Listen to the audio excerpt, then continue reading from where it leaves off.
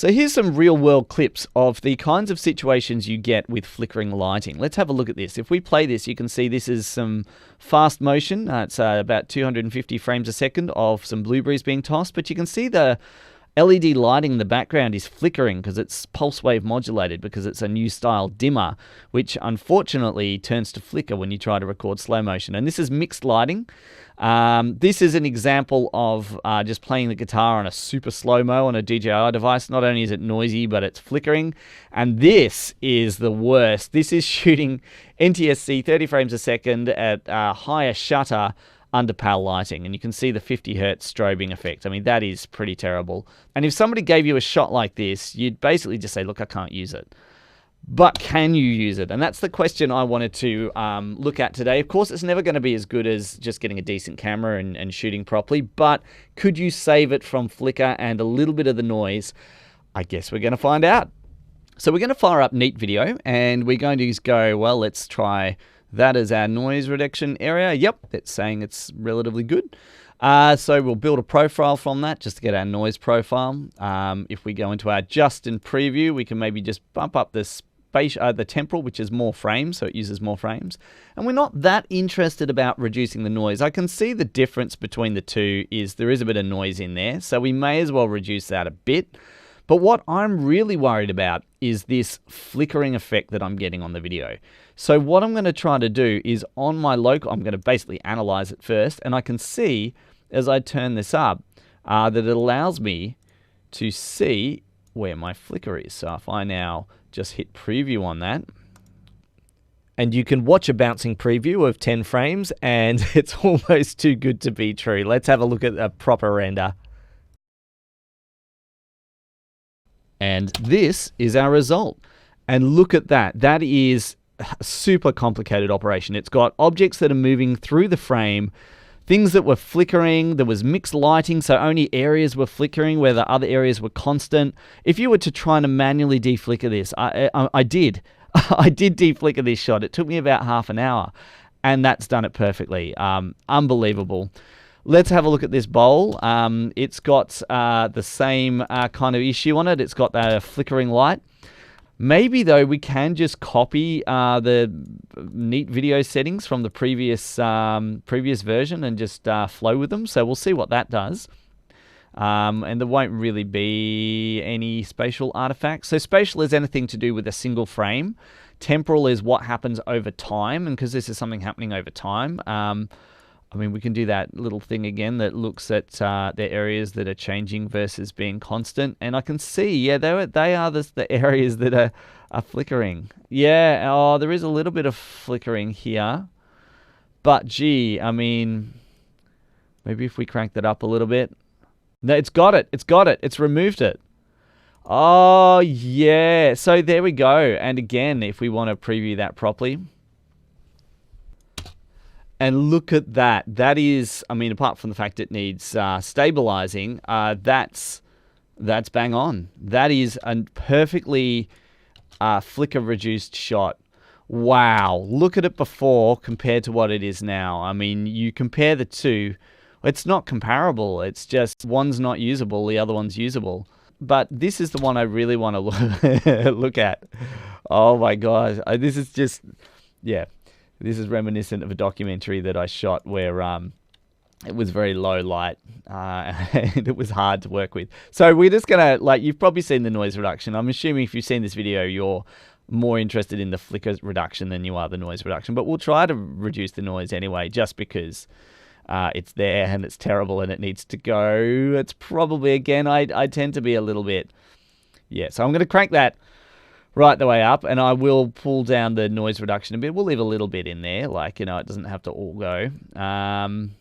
Yeah, with the flicker, if we go bounce back and forth, we can see that flicker looks terrible. So let's give it a crack. We'll go begin, and we'll see. You can see those lines building up. I wonder if we keep turning it up until the lines disappear, if that's just kind of how it works. Let's try that and see what happens. I suppose with this previewer off. Oh dear. Oh dear. Oh dear. Has that saved it? Let's give this a crack and see ultimately what it looks like. And here we have it. That is almost usable. Look at the noise. It's gone. Look at the before and after. Wow. And with a bit of grading and just pulling those blacks down, you've almost got something that's usable. That is just heartbreaking, because people are going to start shooting rubbish and just putting these filters on things. But yeah, that is Neat Video version 5. Look, I mean, the noise reduction's great. We know that because of version 3 and 4, but this is just next level. It solves the problems that are just plaguing like you at the moment. And as a DOP, you freak out when you see this stuff. That flicker, you just kind of hold onto your seat.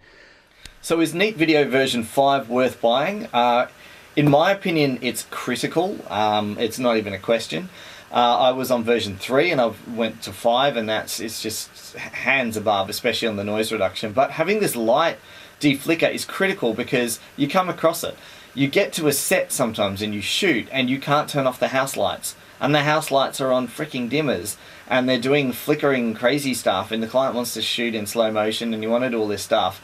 And it's like, well, I don't know if I can get away with it. I'm doing a fashion shoot in a supermarket next week where, you know, we've probably got, you know, the CFL lights, you know, in the roof. It's gonna, and they want to shoot like, you know, 100 frames a second. And we'll bring our own lights in and do stuff and soft light it. But you know, it's going to flicker. It's probably going to flicker. It's going to be fridges and stuff in the back. There's going to be all sorts of things that I can just fix with this tool.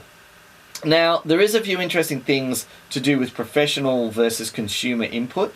If you input from a camera such as a Blackmagic or an ARRI, and this is going on version 3, my experiences with the old versions, is those cameras, people give them a bad rap because they say, oh, they get noisy really quick.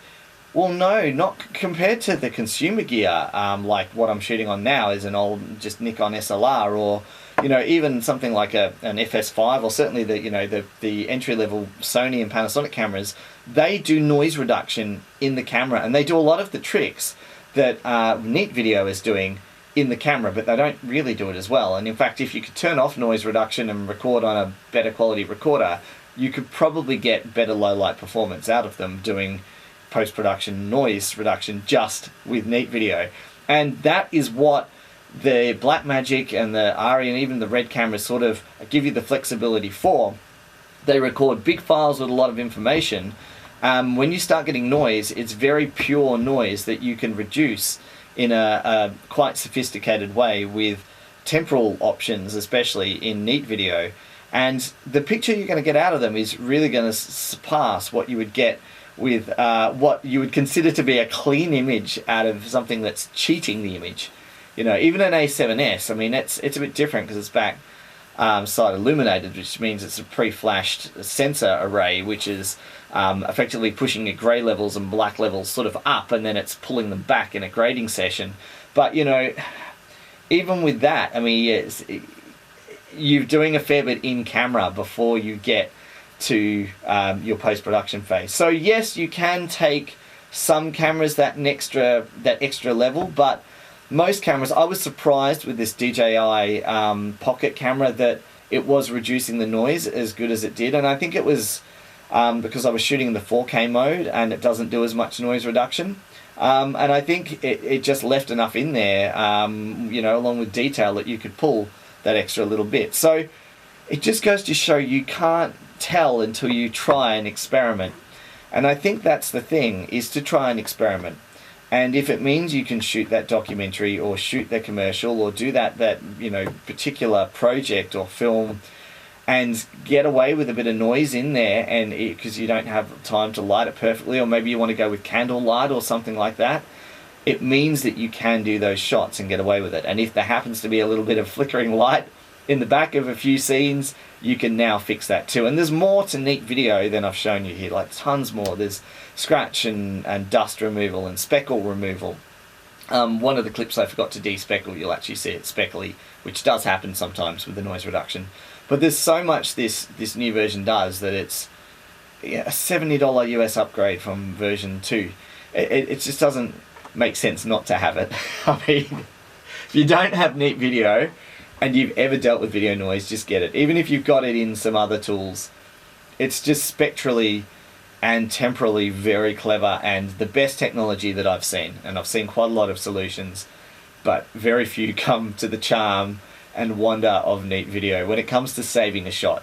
Doesn't save everything, but it saves most things. So thank you, Neat, for working on this. If you do see this video, I trust your team hugely as a fellow programmer. I don't know how you do it. You've spent a long time with a lot of complex maths, and I respect that. Cool. All right, let's turn this stupid camera off that's set at ISO 128,000. What am I doing?